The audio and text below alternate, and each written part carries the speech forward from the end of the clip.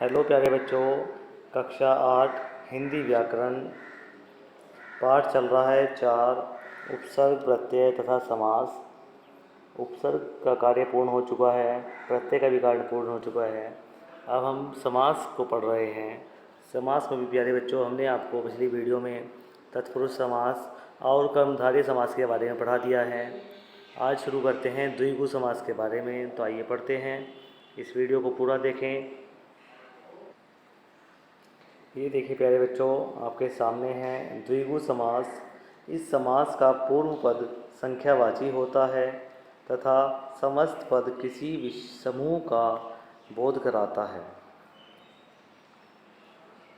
तो आइए पढ़ते हैं इसके बारे में। समस्त पद नवरत्न, नवरत्न में देखिए शुरू में ही दिखाई दे रहा है नव लिखा हुआ है, जिसका अर्थ नौ होता है। और जब विग्रह करते हैं तो नवरत्न का समूह या नौ रत्नों का समूह कह सकते हैं इसे। अठन्नी, अठन्नी में शुरू में अठ लिखा है, जिसका अर्थ होता है आठ, आठ आनों का समूह। चौमासा, चार मासों का समाहार। त्रिवेणी, तीन वेनियों का समाहार। वेनियाँ बोलते हैं नदियों को। पंजाब, पांच आबों का समाहार। आबो भी नदियों को बोलते हैं बच्चों। सतसई, 700 दोहों का समूह। सतसई में 700 दोहे होते हैं, उनका एक समूह होता है। शताब्दी, शत अब्दों का समूह। शत का अर्थ होता है 100 और अब्दों का मतलब वर्षों का समूह। तिरंगा, तीन रंगों का समाहार। पंचवटी, पांच वटों का समूह। त्रिभुवन, तीन भुवनों अर्थात लोकों का समूह। अष्टाध्यायी, आठ अध्यायों का समाहार। नवरात्रि, नौ रात्रियों का समाहार। त्रिशूल, तीन शूलों का समूह। चौराहा, चार राहों का समाहार। त्रिफला, तीन फलों का समूह। चतुर्भुज, चार भुजाओं का समूह। सप्तपदी, सात पदों का समूह। और त्रिभुज, तीन भुजाओं का समूह।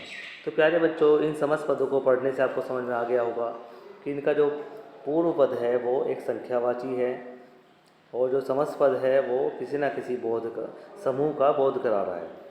तो अब पढ़ते हैं इसके बाद प्यारे बच्चों अव्यय भाव समास।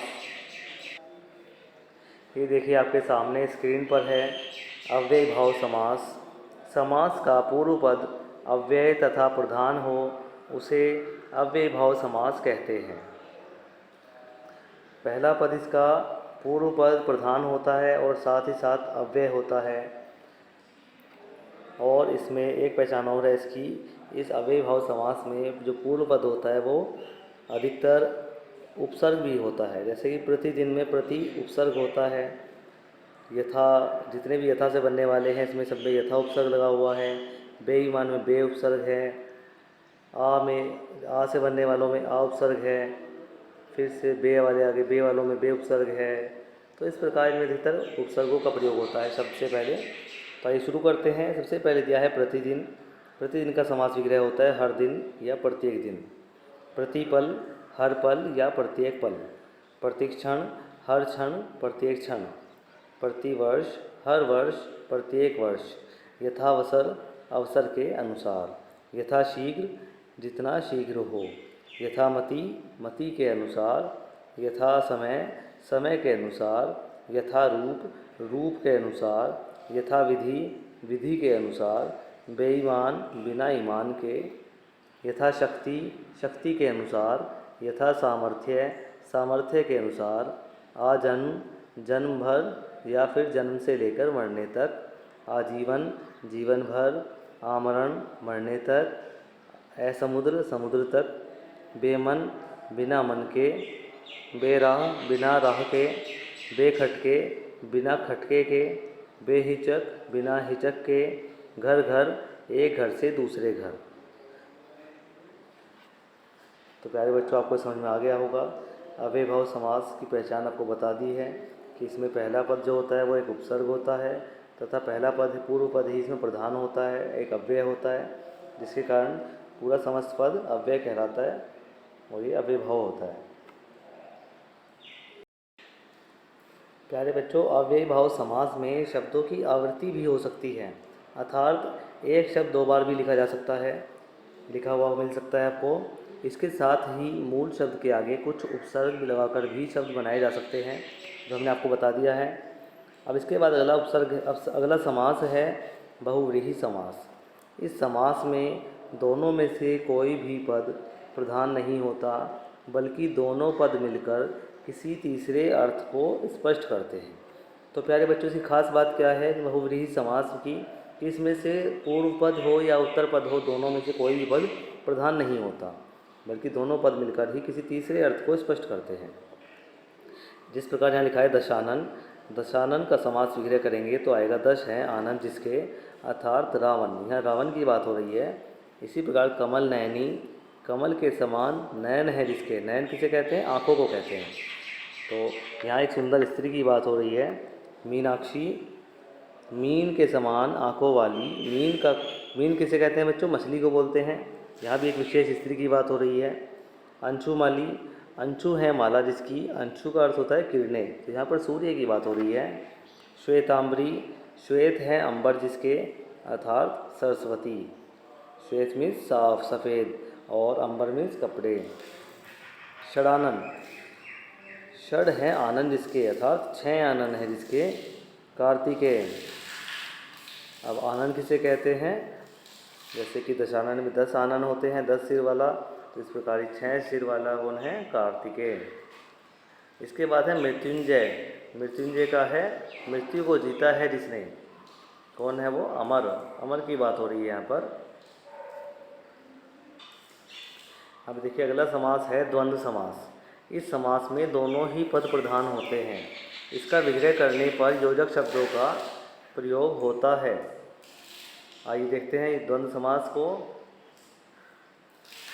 देखिए बच्चों, ये है द्वंद्व समास। इसमें समस्त पद है रात दिन, दाल भात, दही वड़ा, माता पिता, सुख दुख, राजा रानी, राजा रंग, भला बुरा, पाप पुण्य, चाय कॉफ़ी, सत्य असत्य, जीवन मरण, जन्म मृत्यु। इसके बाद छोटा बड़ा, मोटा पतला, दादा दादी। तो देखिए इन समस्त पदों में क्या लगा हुआ है? योजक चिन्ह लगा हुआ है बीच में सभी में। अब इनका समास विग्रह करते हैं। रात दिन, रात दिन का समास विग्रह होगा रात और दिन। दाल भात, दाल और भात। दही वड़ा, दही और वड़ा। माता पिता, माता और पिता। सुख दुख, सुख और दुख। राजा रानी, राजा और रानी। राजा रंग, राजा और रंग। भला बुरा, भला या बुरा। पाप पुण्य, पाप और पुण्य। चाय कॉफ़ी, चाय या कॉफ़ी। सत्य असत्य, सत्य या असत्य। जीवन मरण, जीवन और मरण। जन्म मृत्यु, जन्म या मृत्यु। छोटा बड़ा, छोटा या बड़ा। मोटा पतला, मोटा और पतला। दादा दादी, दादा और दादी। द्वंद्व का अर्थ होता है मतभेद। इस समास के उत्तर पद तथा पूर्व पद दोनों एक दूसरे के विपरीत अर्थ वाले होते हैं। दोनों पदों के अर्थ में द्वंद्व होता है। तो प्यारे बच्चों, समझ आ गया होगा आपको। एक तो पहचान इसकी ये है कि दोनों पद इसमें प्रधान होते हैं और दोनों पद जो होते हैं वो विपरीत अर्थ वाले होते हैं। अब आगे बढ़ते हैं कर्मधारय और बहुव्रीहि समास में अंतर। तो देखिए प्यारे बच्चों, कर्मधारय और बहुव्रीहि समास में अंतर। कर्मधारय समास के दोनों पदों में उपमेय, उपमान अथवा विशेषण विशेष्य का संबंध होता है, जबकि बहुव्रीहि समास के दोनों पद अप्रधान होते हुए किसी तीसरे अथवा विशेष अर्थ की ओर संकेत करते हैं। जैसे महात्मा, महात्मा में पहला जो पूर्व पद है वो महान है, जो कि विशेषण है, और आत्मा विशेष्य है जिसकी विशेषता बताई जा रही है। और इससे इसका जो समास विग्रह होता है वो है महान है जो आत्मा। इसके बाद चरण कमल, चरण एक उपमेय है और कमल एक उपमान है। तो इसमें जो इसका विच्छेद है वो क्या है? कमल के समान चरण। इसके बाद उपमेय अर्थात प्रस्तुत, यानी जिसके विषय में वर्णन किया जा रहा है, जिसके विषय में कोई बात कही जा रही है वो उपमेय है। उपमान अर्थात अप्रस्तुत, यानी जिसके द्वारा प्रस्तुत उपमेय के विषय में बताया जा रहा है। महात्मा महान है आत्मा जिसकी, अर्थात प्रस्तुत उपमेय के विषय में महात्मा गांधी बहुव्रीहि समास, महात्मा से जो अर्थ निकल कर आता है तीसरा वो है महात्मा गांधी। तो यहाँ पर है बहुव्रीहि समास। इसी प्रकार चरण कमल, कमल के समान है चरण जिसके, अर्थात श्री कृष्ण। यहाँ पर श्री कृष्ण की बात हो रही है जो कि बहुव्रीहि समास में आता है ये शब्द चरण कमल। कर्मधारय और बहुव्रीहि समास की भांति द्विगु समास भी कई बार भ्रमित करता है। जैसे दशानन समस्त पद को हम कर्मधारय समास भी मान सकते हैं, बहुव्रीहि समास भी और द्विगु समास भी। आइए जाने कैसे। 10 जमा आनंद, इसमें 10 एक विशेषण है, संख्यावाची विशेषण, और आनंद क्या है, विशेष्य। तो दशानन में क्या हो गया, देखो 10 हैं आनंद, 10 हैं जो आनंद, तो कर्मधारय हो गया इसमें क्योंकि पहला शब्द विशेषण हो गया। और 10 आनंद हैं जिसके अर्थात रावण, अगर इस प्रकार विच्छेद किया जाए तो बहुव्रीहि समास बन जाता है। और बच्चों 10 आननों का समूह अगर ऐसे करें तो ये द्विगु समास बन जाता है। तो एक ही समस्त पद 3 जगह पर कार्य कर सकता है। अब इसके बाद पढ़ते हैं आगे।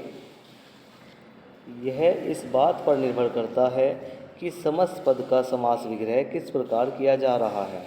यदि उसका विग्रह संख्या और समूह के रूप में किया जा रहा है तो वहाँ द्विगु समास होगा, और यदि विशेषण विशेष्य या उपमेय उपमान के रूप में किया जा रहा है तो कर्मधारय समास होगा, अन्यथा बहुव्रीहि समास होगा।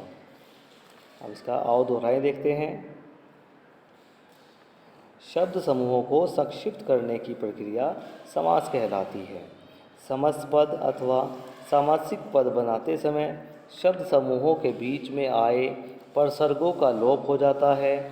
समास के 6 भेद होते हैं: तत्पुरुष समास, कर्मधारय समास, द्विगु समास, अव्ययीभाव समास, बहुव्रीहि समास और द्वंद्व समास। तत्पुरुष समास के भी 6 भेद होते हैं। कर्मधारय और बहुव्रीहि समास में अंतर होता है। कर्मधारय समास में जहाँ दोनों पदों में विशेषण विशेष्य अथवा उपमेय उपमान का संबंध होता है, वहीं बहुव्रीहि समास में दोनों पद अप्रधान होकर किसी तीसरे विशेष अर्थ की ओर संकेत करते हैं। समास विग्रह द्वारा कर्मधारय, बहुव्रीहि तथा द्विगु समास की पहचान की जा सकती है। तो प्यारे बच्चों, इस पाठ का पाठन कार्य आज समाप्त होता है। इसके बाद इस पाठ का पुस्तक कार्य या फिर कॉपी का कार्य कराया जाएगा। धन्यवाद।